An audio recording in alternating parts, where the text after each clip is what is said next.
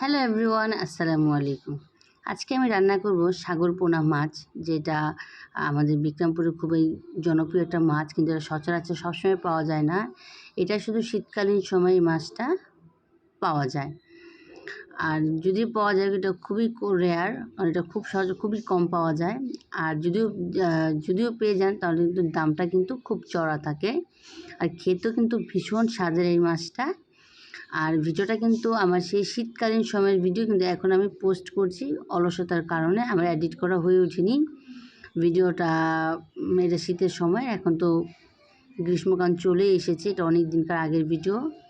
তো আজকে আমি যেহেতু ছোটো মাছ রান্না করব, আর ছোটো মাছ একটু পেঁয়াজ কাঁচামরিচ একটু বেশি লাগে, তো আমি বেশ কিছু 1 কাপ পরিমাণ পেঁয়াজ নিয়েছি, আর নিয়েছি বেশ কিছু কাঁচামরিচ। আর ছোটো মাছে কিন্তু অ্যাকচুয়ালি কাঁচামরিচের ঝালটা কিন্তু খেতে বেশ ভালো লাগে, খুব সুন্দর একটা ফ্লেভার আসে।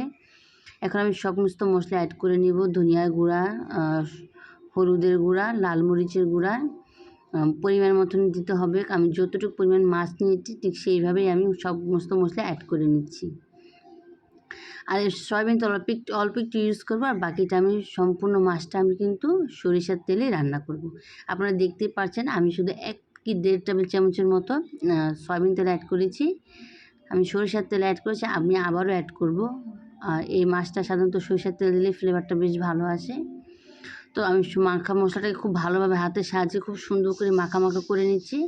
এখন মাছটাকেও দিয়ে দিচ্ছি, খুবই আলতো হাতে এটাকে আমি দিয়ে দিচ্ছি। আর এগুলো যেহেতু ছোটো মাছ, এটা খুব আলতো হাতে এটাকে নেড়েচেড়ে দিতে হয়। তো আমি পরিমাণ মতন পানি দিয়ে দিয়েছি। আমি আরও বেশ কিছু কাঁচামরিচ আর টমেটো দিয়ে দিলাম, আর এখন আস্তে আস্তে কাঁচামরিচ দিয়েছি। এখন চুলায় আমি সুন্দর করে বসিয়ে দিয়েছি। এখন এটাকে ঢাকনা দিয়ে ঢেকে দেবো। পানি কিন্তু খুবই অল্প দিয়েছি, যেটা ছোটো মাছে কিন্তু খুব একটা বেশি পানি দেয় না, তাহলে কিন্তু মাছটা একদম গলে যাবে।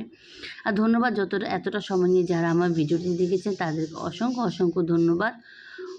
আমার ভিডিওটি যদি আপনারা ইউটিউব থেকে দেখে থাকেন অবশ্যই আমার চ্যানেলটা সাবস্ক্রাইব করে দেবেন, এবং যারা ফেসবুক পেজ থেকে দেখছেন অবশ্যই আমার পেজটা ফলো দিয়ে দিবেন।